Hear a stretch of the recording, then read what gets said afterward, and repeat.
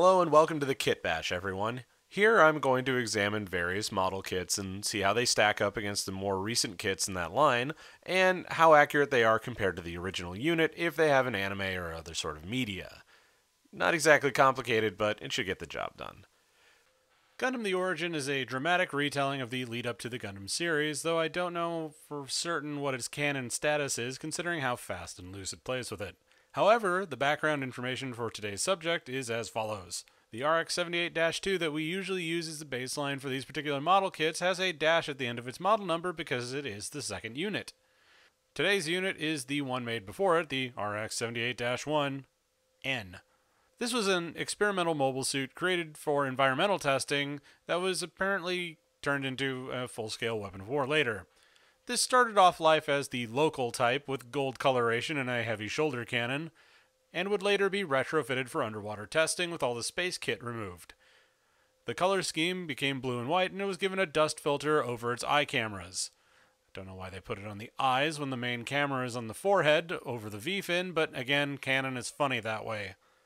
Sometime later, Zeon pilot Kukuru's Doan would encounter a black Gundam with the same make and model, and Zeon forces would call it the North American local type to distinguish it. This unit showed up in one manga, spinning off from the original Gundam The Origin. Doan is a character from the infamously awful episode of the original Gundam TV series called Doan's Island. It's known in circles for having atrocious animation, even for Gundam 0079, which is a little flimsy at the best of times. More to the point, the North American local type has a huge shoulder cannon capable of wrecking a Zaku 2 in one shot. This kit also features a 100mm machine gun in the styling of the 8th MS team, though it's worth noting that the weapon here is only listed as a machine gun. It stores 2 beam sabers on the wrist just under the shield and 1 on the shoulder opposite the cannon. Otherwise, it's a standard Gundam. So let's kick it to the live cam and see what we end up with. Who are you? I'm you, but I'm darker. In America. So yes, the RX-78-01 bracket N end bracket Gundam local type bracket North American type end bracket from Gundam The Origin Mobile Suit Discovery. Oh man. Okay, so obviously this is not that far removed from our good buddy the RX-79-2. One is slightly more stable, I believe. This is the Gundam The Origin version, and it's all dark and angry and has a big gun on the side, which is how you can tell that it's the American version. This particular model comes with a really big version of the RX-79 100mm machine gun, which is just referred to in the instruction manual as machine gun for mobile suit use. Probably because saying that this thing fires only 100mm bullets is probably slightly outside the realm of believability. I'm not a huge Gundam The Origin fan. I think it's a little bit unnecessary, all things considered, when they could just be re-upping and redoing the original with modern technology and hopefully not modern storytelling. But, you know, I'll take what I can get. So what does this thing do that the original RX-78-2 rebuild doesn't do? Well, for one thing, I had a lot of trouble keeping the V-fin in. This might just be up to me. I feel that the rebuild version has a much sturdier connector for the V-fin than this one. While I was setting up to shoot this video, this thing came out like 3 times. It's all black. It's got like sunglasses on. I don't know if you can tell from this angle. It has this weird filter thing over its eye lenses, which are not the camera, incidentally. I don't know. I guess it's just a pair of sunglasses, or they wanted to make it look angrier for the North American front. I don't know what this says about the Japanese and their view of America in the One-Year War era, but man, I don't think it's happy. This is the upscaled version of the shield from the 8th MS team, but this one carries 2 beam sabers in here, helpfully with beam saber clear plastic bits provided, This thing actually has 3 beam sabers. Not that it has the mitts to use them, of course, without just sticking them in here, which makes a really cool weapon. Fuck. God damn it. As you can see, when I was trying to even move this thing around at all, it just went straight to shit. That's because this is not a particularly well-designed Gundam suit. The shoulders interfere...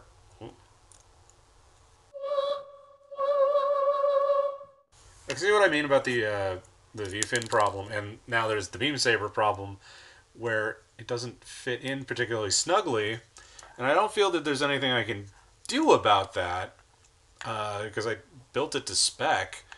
Likewise, if you move the shoulder around too much, the shoulder cannon, which is the interesting thing that this thing has, falls right the flip off. This is actually a kind of interesting thing that they did.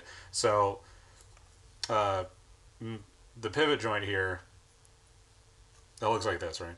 And then this thinger goes in here, and that gives it the way it'll pivot around and be stuck in.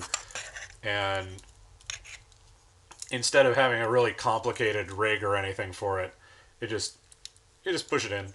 And because it's so uncomplicated, that means that it pivots really easily, and it doesn't cause too many problems until you try and move the shoulder around, and whoop, oh, look at that. Normal shoulder socket movement just knocks it right off.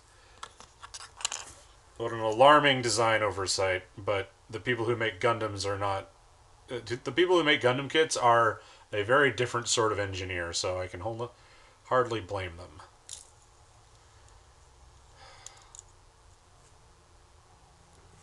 Well, I tried to get the head thing back on, and now it's just gone.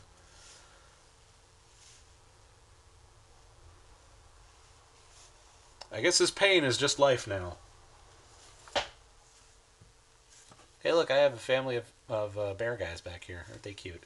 Well, so obviously this thing is not getting a good recommendation from me because it falls apart at the drop of a fucking hat. And for the life of me, I cannot figure out where that piece got to, so I guess we're just going to have to look at this thing as is. Look, this is a significant downgrade from the RX-78-02, the TV show version. This is not a good model kit. The parts come apart, like, nothing sticks in place very well. None of the things that were added to this kit to make it the version from Gundam the Origin, like, works properly. The cannons fall off. It's got this cool little kickstand thing, but who cares about a kickstand on a shield if the fundamentals of the model are just bad? This is the kind of model kit that you get and you build once and you put it away forever and never look at it again, because as far as HG releases are concerned, this is a fucking embarrassment. The V-fin, I barely touch it.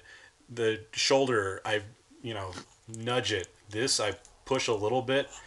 This enormous gun, this cartoonishly oversized weapon, the shoulder, there we go. I had to really push to get it to do that sort of thing. And likewise on the other arm, it folds up a little bit easier to do that. But they've extended out the torso a little bit so they can get extra room for panel lining in. But the thing is all black or charcoal gray. How are you going to panel line this? From a model kit perspective, I have to say this is not the worst one I own, but of the modern stuff, this is a significant step down from its big brother, who is a much more stable, solid kit. I can screw around with this one all day, and I won't feel like I'm in danger of losing bits and pieces from it. It's a solid, well put together, it's a solid, well-designed kit. This embarrassment to the Gundam name here, with its cool sunglasses and stuff, is a pale comparison ironically enough, to its much sturdier cousin. Oh boy, I can't tell you guys how disappointing this kit is. Right out the box, you can tell this is a lower quality than the Gundam rebuild that they did that I'm basing my critique against. And it's not just me being a thumb-fingered idiot with a V-fin either. This is a known issue according to Gunplopedia. The kit is stiff, the details are kind of ho-hum, and overall, this is one for the completionists out there, and the hardcore modelers. I am not one of those, and I'm happy to admit it. The Gundam North American type has a lot of flash and not a lot of substance. The big gun on the shoulder is the only real draw here, and the necessity for so many stickers just bogs down the kit as a whole. When there's so many better kits out there, this was not worth the pickup unless you're hell-bent on a black Gundam and don't have any model paint on hand. We were bound to get a stinker eventually, folks, so tune in next time and hopefully we'll get something a little bit more interesting. And as always, thanks for watching.